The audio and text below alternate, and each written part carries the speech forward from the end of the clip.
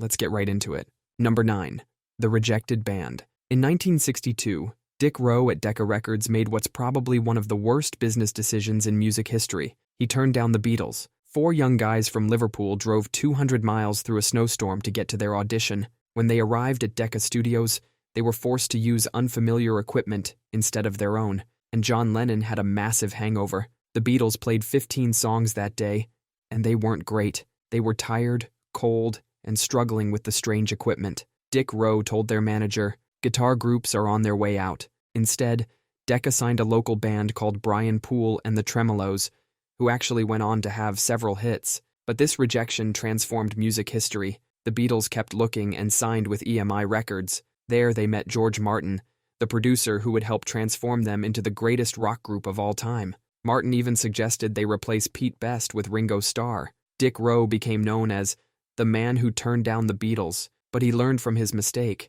When George Harrison reportedly tipped Rowe off about another young band, the Rolling Stones, Rowe didn't hesitate and signed them almost immediately. Number 8. The Wrong Ingredients. Imagine you're Ruth Wakefield, running the Toll House Inn back in 1938. The restaurant's packed, and you're about to make your famous chocolate cookies. But there's a problem.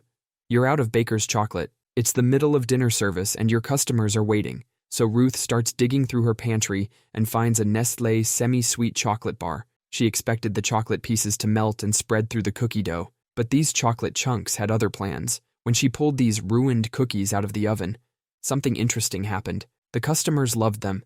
They started specifically requesting the broken chocolate cookies. Word spread fast, and Ruth's accident became so popular that Nestlé's sales of semi-sweet chocolate bars skyrocketed. Nestlé noticed all these people buying their chocolate bars just to chop them up, so they struck a deal with Ruth. They'd print her recipe on their chocolate bars, and she'd get a lifetime supply of chocolate. This tiny kitchen mishap changed the entire cookie game forever. Today, Americans eat about 7 billion chocolate chip cookies every year, all because one chef ran out of baker's chocolate and had to improvise. Number 7. The Extra Stitch. In 1872, a struggling tailor named Jacob Davis had miners' wives constantly complaining about ripped pants. Davis had failed at several businesses and was barely making ends meet in Reno, Nevada. One day, he noticed horse blankets were held together with metal rivets. If these metal bits could hold up under a horse's weight, maybe they could stop miners from splitting their pants. He grabbed some copper rivets and stuck them on the corners of the pockets where pants usually ripped. It worked so well that miners started specifically asking for those pants with the metal things on them. Word spread fast in the mining community. Soon, Davis couldn't keep up with demand, but Davis was broke. He couldn't afford the $68 needed for a patent, so he wrote to his fabric supplier, Levi Strauss. Strauss decided to take a chance on this broke tailor's idea. The patent was approved on May 20th, 1873. They started mass-producing these reinforced pants, which we now know as blue jeans. They originally put a rivet in the crotch area too. When cowboys sat too close to their campfires, that metal rivet would heat up. This led to some very uncomfortable situations and probably a few interesting cowboy dances. They eventually removed that particular rivet. Today, the company they founded, Levi's, is worth billions, all because a broke tailor looked at a horse blanket and thought to put metal rivets on pants. Number 6. The Taped Door. Frank Wills was a security guard making $80 a week at an office building in Washington, D.C. He was so broke he had to choose between buying lunch or bus fare to work. Just another night shift in June 1972, he spots something weird, a tiny piece of tape on a door lock. Most people would have just walked right past it, but Frank decides to remove the tape and keep walking. An hour later, he comes back around. The tape is back, so Frank calls the cops. That single decision started the chain of events that would bring down the President of the United States.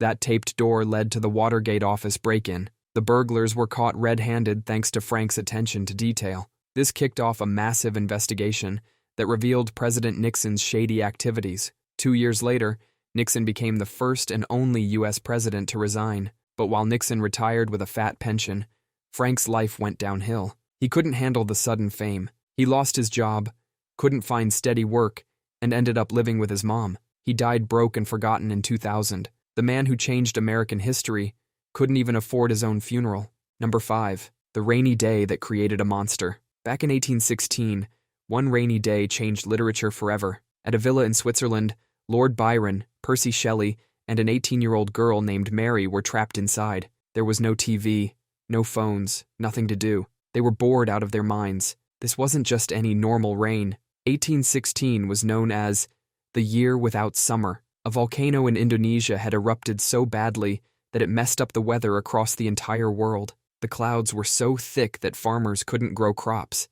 People were literally starving because of these clouds. Stuck inside this villa, listening to thunder and watching lightning flash across the lake, Lord Byron suggested they have a contest. "Let's each write a ghost story," he said. That 18-year-old girl, Mary Shelley, couldn't think of anything at first. She sat there for days, watching her friends write their stories while her paper stayed blank. Then one night, she had a nightmare. She saw a pale student kneeling beside a thing he had created, a creature made from stolen body parts, brought to life by lightning. That nightmare became Frankenstein, a book that would inspire thousands of movies and TV shows, a story that would make people question the limits of science and what it means to be human, all because it was too rainy to go outside. Number 4. The Sleepy Operator.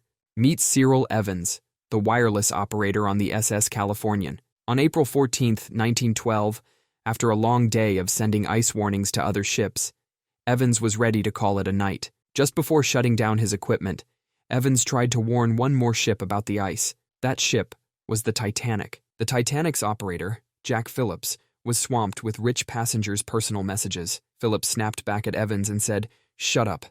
I am busy." So Evans went to bed. Just 10 minutes later, the Titanic hit the iceberg. The Californian was the closest ship to the Titanic that night.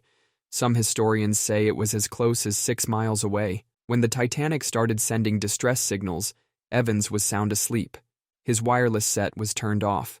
The Californian's crew saw the Titanic's distress flares, but couldn't make radio contact to confirm what was happening. By the time Evans woke up and turned his radio back on, it was too late. The unsinkable ship was already at the bottom of the Atlantic. Over 1,500 people had died. This one operator's decision to sleep changed maritime law forever. After the disaster, ships were required to have 24-hour radio operations. Number 3. The Calligraphy Class. Steve Jobs was a broke college dropout in 1972, sleeping on his friend's floor and walking 7 miles across town for one free meal a week. He'd dropped out of Reed College because the tuition was draining his parents' life savings, but he stuck around campus taking random classes that interested him. One of these classes was calligraphy. Jobs fell in love with the art of beautiful letters. He learned about different typefaces and the perfect space between different letter combinations. At the time, this knowledge seemed worthless while he was collecting Coke bottles for food money.